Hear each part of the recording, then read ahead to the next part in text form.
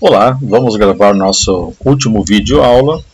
Hoje, continuando com o tema de restrições, fatores de limitação da produção, vamos ver como descobrir qual o melhor produto, qual produto cortar.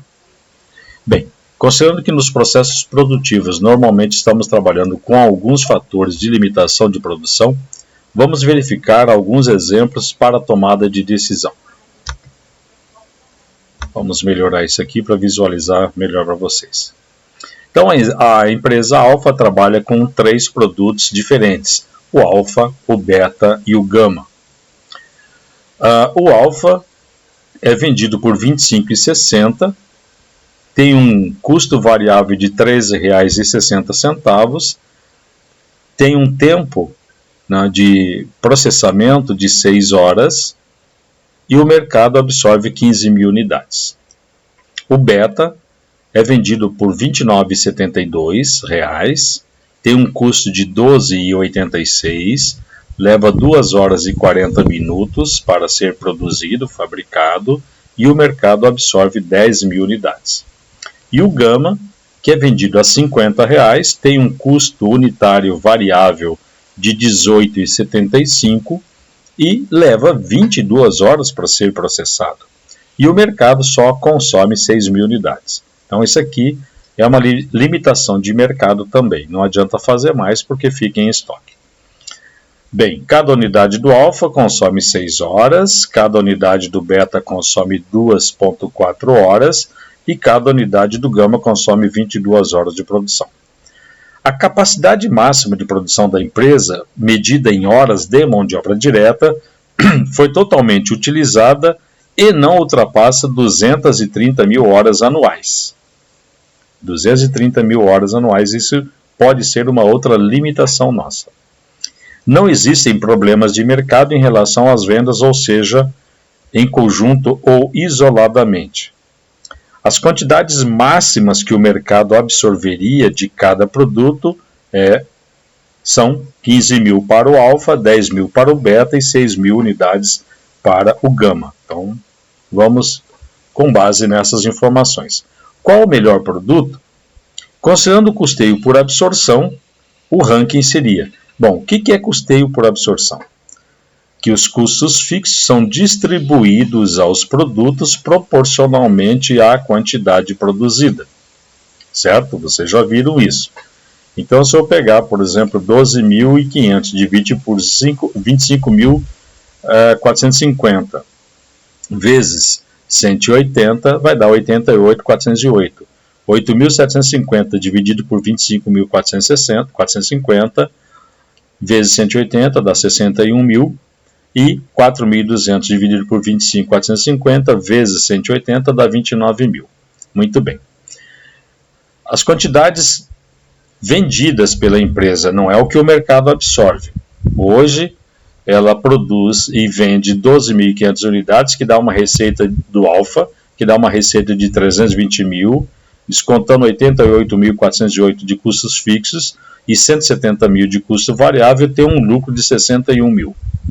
O Beta, 8.750 unidades vendidas, produzidas e vendidas, 260.050 de receita, 61.886 de custo fixo, 112.525 de custo variável, dá um lucro de 85.638. E o Gama, que vende 4.200 unidades, dá uma receita de 210 mil, tem um custo fixo de 29, 78.750 de custo variável e dá um lucro de 101.544,70. Bem, considerando que são válidas essas informações do setor contábil e utilizando o critério de absorção, nós seríamos induzidos a cortar o produto Alfa, certo? Que dá o menor lucro, por apresentar o menor lucro, 61 mil.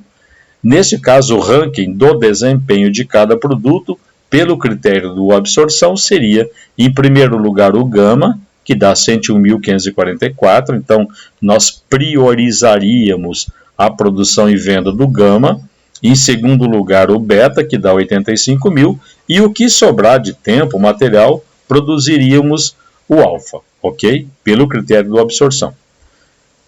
Bem, agora considerando o custeio direto e variável. Custeio direto e variável não considera o custo fixo, né? Calcula-se a margem de contribuição, quanto cada produto contribui para a formação do resultado, e o custo fixo vai direto para a apuração de resultado, então ele não interfere no custo, né? Esse é o conceito do custo direto variável. O custo fixo vai direto para o resultado. Bem, se a receita do alfa é 320 mil e ele tem um custo variável de 170, contribui com 150 mil. O beta, que é vendido, tem uma receita de 260 mil e 50, tem um custo variável de 112.525, dá 147.525 de lucro, de margem de contribuição. O gama dá 210 mil de receita, menos 78 de custos variáveis, dá 131.250 de margem de contribuição. Então, gera 428 mil, tira os 180, dá o mesmo resultado lá, 248 mil. Porém, em termos de ranking, qual produto você escolheria? O melhor produto, em primeiro lugar, ficou o alfa, que antes era o último, agora ficou, ele contribui com 150 mil. O segundo continua sendo o beta, que contribui com 147 mil. E em terceiro lugar ficou o gama, que era primeiro, né, com 131.250. Então veja que mudou a ordem. Nesse caso, nós optaríamos por cortar o produto gama, que dá o menor lucro, 131 mil. Ok? São dois critérios e estamos analisando essas possibilidades. A decisão baseada na margem de contribuição é uma sistemática aceitável, pois nos mostra o produto que melhor contribui para absorver os custos fixos. Qual o melhor critério, absorção ou custeio direto? Não podemos afirmar com categoria qual deles é o melhor. Porém, o critério do custeio direto é menos enganoso, no sentido de decidir... Houve um BO. No sentido de decidir, né, o custeio direto é menos enganoso no sentido de decidir qual produto cortar, pois demonstra com clareza que os três produtos apresentam uma margem de contribuição positiva. Todos os três são importantes para absorver o custo fixo. Se deixarmos de vender qualquer um deles, não haverá alteração dos custos fixos. Os 180 mil continuam. Entretanto, se, com base no quadro de critério do custo variável, resolvermos eliminar o produto gama, os efeitos dessa decisão serão: então o alfa dá 150 mil, né, de margem de contribuição, e o beta 147, teríamos 297 mil. Descontando o custo fixo, dá 117 mil. Lembra que o lucro anterior era 248.775. Então, se deixarmos de produzir o gama, nós, de 248 mil de lucro, baixamos para 117 mil. Entretanto, se com base no quadro do critério por absorção resolvermos eliminar o alfa, lembra, era o pior produto pelo critério da absorção, o que faríamos? Qual seria o impacto no resultado? O beta dá 147.525 e o gama dá uma margem de contribuição de 131. 278 mil menos 180 de custo fixo, apenas 98 mil. De 248 mil para 98 mil, a gente perde 240 mil de resultado. A solução fornecida, então, pelo custeamento direto é melhor do que a fornecida pelo custeamento por absorção, pelo fato de ter chamado a atenção para a circunstância de que, enquanto um produto tiver uma margem de contribuição positiva, vale a pena continuarmos oferecendo esse produto. Muito bem. Então, já decidimos qual é o melhor produto e qual produto cortar ou não cortar. Qual é o melhor mix? Porém, não estamos certos ainda de que tenhamos escolhido o melhor mix ou a melhor seleção de produtos. O conceito de margem de contribuição total ou margem de contribuição unitária tem suas vantagens, mas precisa estar acoplado a um outro conceito, ou seja, o fator de limitação da capacidade. Só nós não vendemos mais porque existe uma limitação no fator de produção. Vamos então considerar esse fator na conta também. Procurar o produto que tem maior margem não é, muitas vezes, suficiente. Maior margem de contribuição unitária. Precisamos investir em insumos no produto que apresente a melhor margem de contribuição, considerando o fator limitante. Então, a margem de contribuição por fator limitante de capacidade. Nesse sentido, o que vai nos interessar é a margem de contribuição unitária de cada produto, já que horas homem é o nosso fator limitante. Então, a margem de contribuição por fator limitante. Priorizando, então, a produção pela margem de contribuição. O produto alfa dava uma margem de contribuição total de 150 mil, que dividido por 12.500 dá uma margem de contribuição unitária de R$12. O beta, 147.525, vocês viram na tela anterior, dividido por 8.750 unidades, dá uma margem de contribuição de 16,86. O gama, 131.250, dividido por 4.200, dá uma margem de contribuição de 31,25. Considerando a margem de contribuição unitária, que é dividindo-se a margem de contribuição total pelas unidades vendidas, o ranking passa a ser o seguinte: primeiro gama, segundo beta, primeiro gama, segundo beta e em terceiro alfa, que é aquele mesmo, o ranking igualzinho lá do custeio por absorção. A análise, então, pela margem de contribuição unitária ainda pode induzir-nos a erro, pois podemos ter um produto que apresente grande contribuição ao lucro total, mas uma baixa margem de contribuição unitária, que é o caso aqui do alfa. Muito bem. Pelo critério, então, da margem de contribuição unitária, a ordem de classificação seria primeiro gama, segundo beta e terceiro alfa, como a gente viu. Vamos priorizar, então, os produtos com melhor margem de contribuição unitária. Bom, o melhor produto é o gama, então vamos produzir todo o volume que o mercado absorve, 6.000 unidades. Cada unidade consome 6 horas máquinas. Então, nós precisaríamos de 132.000 horas máquinas para produzir o gama. O segundo, lembra que nós temos 230.000 horas. O segundo melhor produto é o beta. O beta, que o mercado absorve 10.000 unidades, leva 2,4 horas, ou seja, precisaríamos de 24.000 horas no total. Então, 132 do gama mais 24.000 já são 156. 230.000 horas menos 156 sobram 74.000 horas. Com 74.000 horas, é possível fazer quantas unidades do alfa? Se o alfa leva 6 horas para ser produzido, eu vou pegar 74 dividido por 6, só é possível produzir e vender 12.333 unidades. Lembre que o mercado absorve quantas unidades? Estava lá no início. O mercado absorve 15.000 unidades.